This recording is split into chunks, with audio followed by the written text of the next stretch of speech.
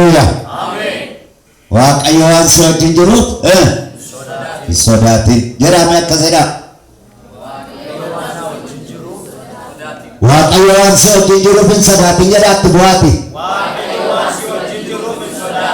Hallelujah. Eenyu waan si wajjin jiruuf Waaqayyo kun isa kamiif isa hundumaa danda'u. Ameen jedha. Isa hundumaa danda'u. San jirre jiraachisuu isa danda'u. Fagoo dhiyoo gochuu isa danda'u. Galaana irra isa ceesisuu danda'u. Haala galarraa isa ta'e galarraa isa jiru. Ameen. El Shaddai isa ta'e. Hallelujah. Waan hundumaa irratti aboo kan qabu. Abidda boba'aa keessa kan nama baasu. Rakkinaaf biraa kan nama dabarsu. Isa laga. Hallelujah. Isa tosee wajjin jira. Ameen. Maayara labashyaa laborra. Hin kadhanna Waaqayyo. Kadhanna Waaqayyo. Amanaa sagalee Waaqayyo dubbatu kana amantee fudhattee naan kan maan ta'a. Ameen. Eenyu jaasi wajjin jiruuf Waaqayyo waan si wajjin jiruuf hin sodaatin. Ameen. Hallelujah. Hin sodaatin. Hin sodaadhedhame. Hin sodaadhedha. Hin sodaadhedha. Hallelujah. Galanni isaaf haa ta'u. Galanni isaaf haa ta'u.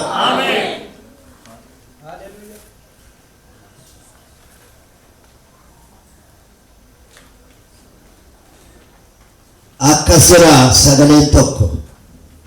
Kakuu koo hin cabsu. Dubbii afaan koo keessaa ba'es hin jijjiiru. Ani takkaa qulqullummaa kootiin kakadheera. Matumaa Daawittiin hin sossobu. Sanyiin isaas bara baraan hin jiraata. Teessoon isaas hamma biiftuu fuula koo duraa jirtutti hin tura. Inni akka ji'a ishee dhugaa baatuuti jedhe. Akka ji'a ishee dhugaa baatuuti jedha Waaqayyo. Hallelujah. Ol kaanee dhaabannee kadhan. Oh, hallelujah. Harka keenya mirgaa gara Waaqayyootti qabne amanaa Waaqayyo. Morra bala bala basi katra bana mashola bara bashya. Hallelujah. Kakuu afaan koo hinjijjiirre dha Waaqayyo. Hallelujah. Santakkaa qulqullummaa koo dubbadhe hinjijjiirre dha Waaqayyo. Ani Waaqayyoodha dha Waaqayyo. Katra teela borra laba babasya kana bara bashya. Hallelujah. Galanni siif haa ta'u. Bara baraan maqaan kee eebbifamu. Waaqa irratti lafa irratti Waaqayyoodha. Hin dhaabda malee hin buqqiftu. Hin ijaarta malee hin diigdu. Ati Waaqayyo gooftaan ijoollee kee irra jirta. Saba kee irra jirta. Dadhaboota irra jirta. Warra humna hin qabneef humnaadha. Warra abdii hin qabneef atartiidha. Warra fira dhabaniif ati bira dhugaadha. Warra laa Waaqayyo kufa lafaa kaafta. Hallelujah. Hallelujah. Siagalatu. Barabaraan siagalatu. Fagurra kan jiru fatabdiidha. Irra kan jiru fatabdiidha. Waaqayyo amma fagoo taa'anii kan si dhaggeeffatanii fayyina qabda. Taa'anii kan si dhaggeeffatanii fayyina qabda. Bara hundumaa fayyinni harka kee jira. Araarri harka kee jira. Eegumsi gahaan harka kee jira. Kanaatti mul'anne. Borisatti mul'attu. Barabaraanitti mul'attu. Siyaa galatu. Dubbii keessa jiraataa nutti dubbadhu. Akka nageenya gurra keenya qabuudhaaf kan dhiyaate hafuurri hamaan kan qabame haa ta'u. Qilleensarraa, lafarraa, mannaasaarraa, lafa kanarraa maqaa Yesuusiin kan hidhame haa ta'u. Maqaa Yesuusiin kan hidhame haa ta'u. Hafuurri keenya jiraataan nutti haa dubbatu. Nagaa nuu laadhu. Qabbana kee nutti dhangalaasi. Hallelujah. Rakkacha kan biraan amma bilisaa ba'a. Dhukkuban xaxamtee lubbuun jirtu hawwii qabdu. Maqaa Yesuusiin fayyina sirratti ajajeera. Maqaa Yesuusiin fayyina sirratti ajajeera. Maqaa Yesuusiin fayyina sirratti ajajeera. Yeroo kana kaasee bilisa taatee sagalee Waaqayyoo dhaggeeffadhu. Amiin haleluuyaa. Noora.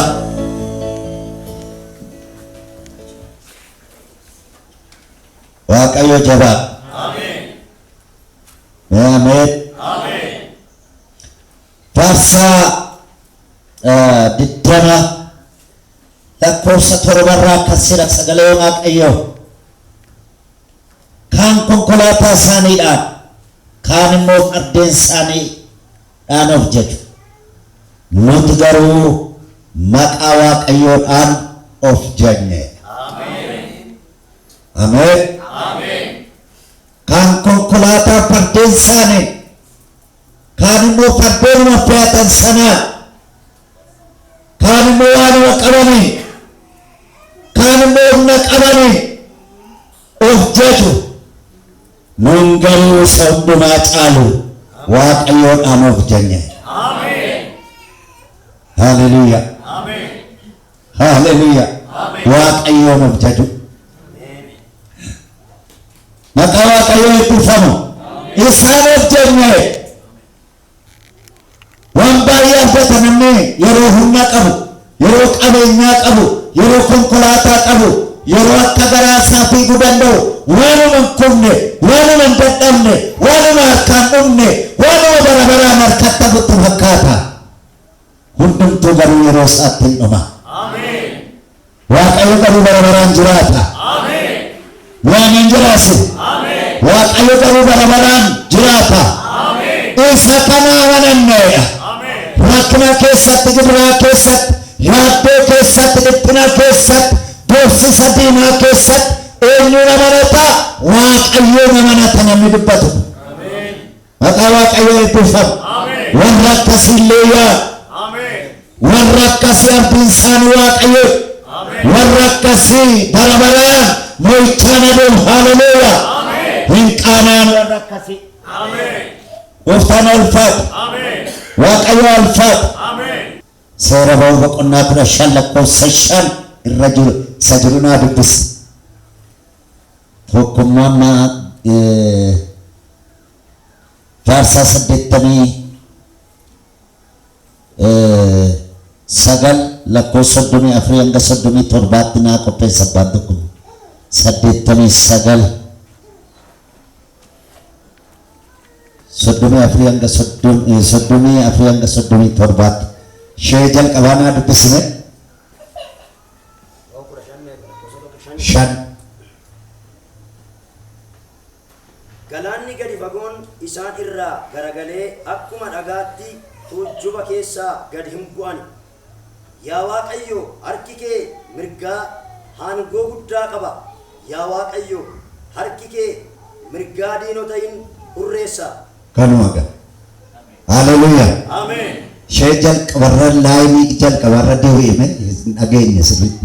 Galaanni gadi fagoon isaan irraa garagalee akkuma dhagaatti tuujjuba keessa gad hin bu'an. Akkuma dhagaatti asii gadi tuujjuba keessa hin bu'an. Ameen jedha. Haleluuyaa. Warra Israa'eelaa warra jalqaba dubbis warra fardeen isaaniitti amanat warra konkolaataa fardeen isaaniitti amanat amma warri Israa'el jedha Ibroota boqonnaa 11 lakkoofsa isaa yaadadhu. Ibroota boqonnaa 11 irratti akkas jedha. Sabni Israa'el jedha galaana guddaa sana akka nama lafa gogaa irra deemu adeemanii ce'an jedha. Ameen jedha maaloo. Haleluuyaa. Eenyutu galaana sana balleesse? Waaqayyoodha. Harka Waaqayyootu garaagara saaqe. Isa rakkisu, isa gidiraa sitti ta'e, isa yaaddoo sitti ta'e, isa sodaa sitti ta'e Waaqayyo hiree garaagara natti reessu dabarsa. Ameen. Galanni Waaqayyoof haa ta'u. Waaqayyo gooftaan machaa'e hireetedha lafa gogaa irra ceesse. Warri sun immoo warri ari'atan warri fardeen konkolaataadhaan teellaa fiigan immoo hin naqanigaa akkuma warra Israa'el ceena jedhame hindanda mera me hindanda mera dina kora hindanda mera itina malika pe hallelujah akkana madagasi gadi darbatu galana keessa gadi saambuse achuma to wala maniafar dinni ke wala maniafar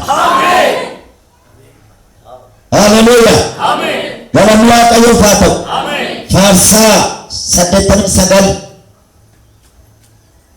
amen hallelujah benar kan nih sodomi afrian ka sodomi torbat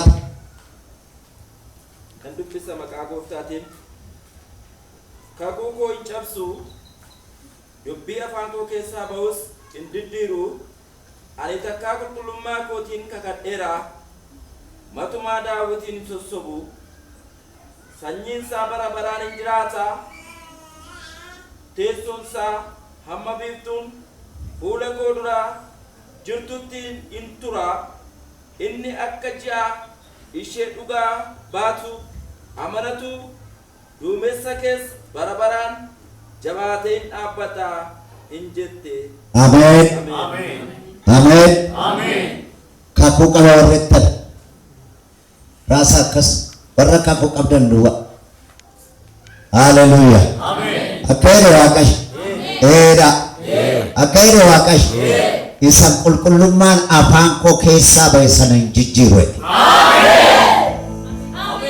amen jedha hallelujah kakuu afaan kootu bahe waa'ee keef isan dubbat isan sii kakadde san barraawwadde san jedhe san isan iddooniin sii gaa jedhe san sheettiin itti godhe san jedhe san manan sii jaara san jedhe san waan haaraan godhe san jedhe san qulqullummaa kootti san kakadde san hin jijjiiru narraawwadde hidhaawwadde galateeffadhu hallelujah